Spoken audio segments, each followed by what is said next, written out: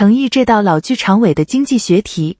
我先问你一个假设，如果《与君歌》这部剧当年不是程毅演的，换成另一个人，5年之后，林宣发非黄金档就那么悄悄地往电视上一放，你觉得他还能在 CVB 上把当天所有省级卫视的收视打成第一吗？你先别急着回答。我跟你讲，我昨天半夜刷手机，刷到这条热搜，直接就精神了。为什么？因为这事儿它不是一条普通的娱乐新闻，它其实是一道题，一道关于一个演员到底值多少钱的经济学题。而且这道题的答案特别干净。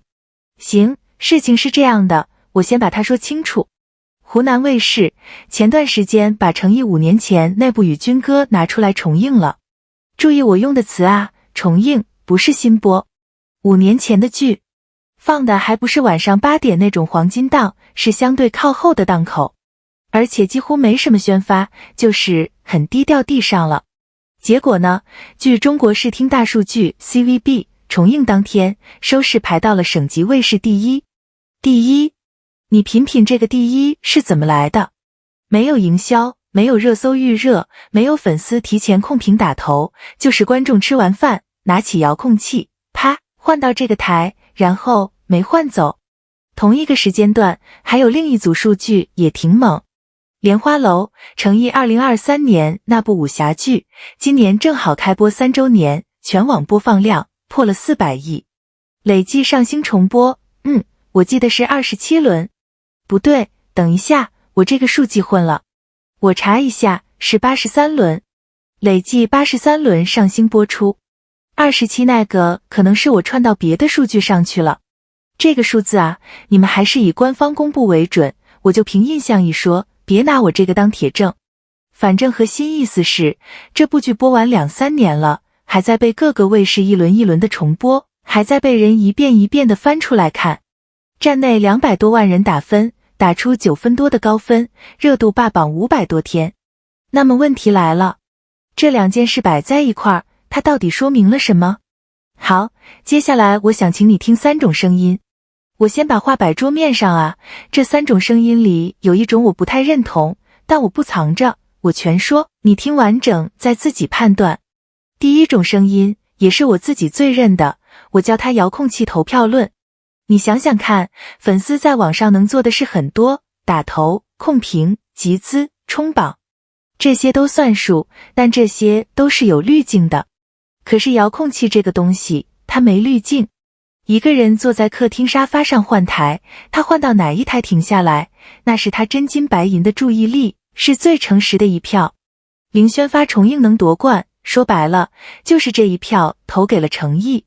这是抗拒力里头最干净、最没水分的一种验证。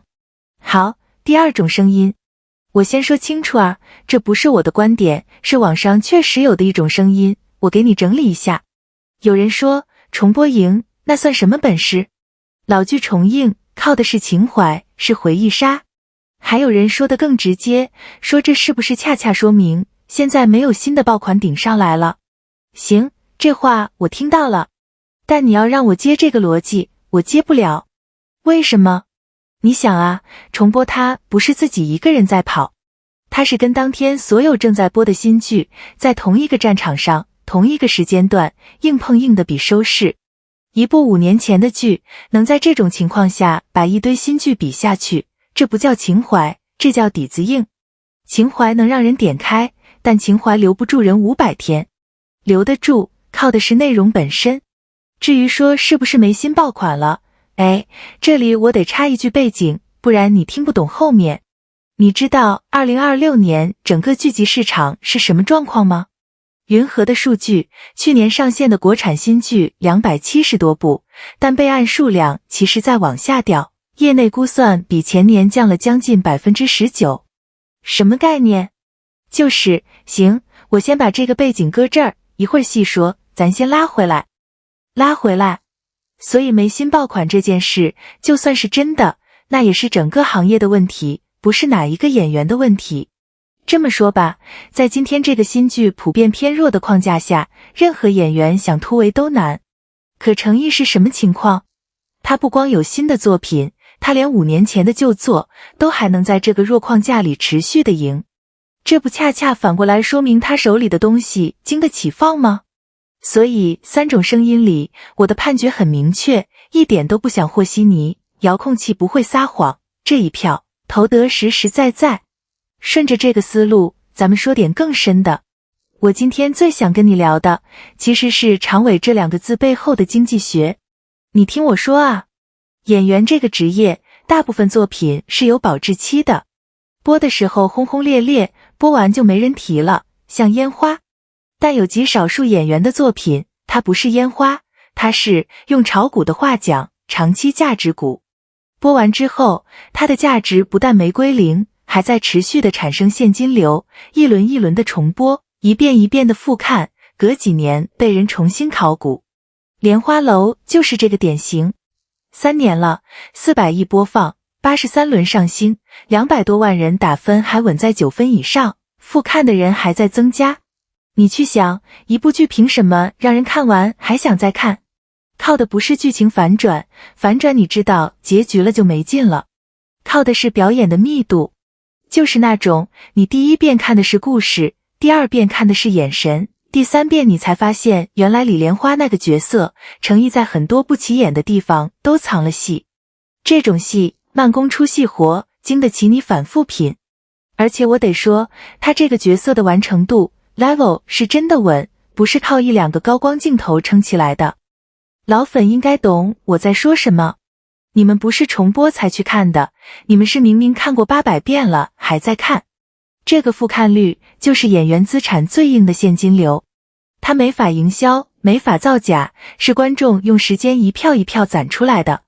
好，现在我把刚才搁那儿的那个行业背景拉回来说完。2026年，一个特别有意思的现象，大量观众在反向追剧。什么叫反向追剧？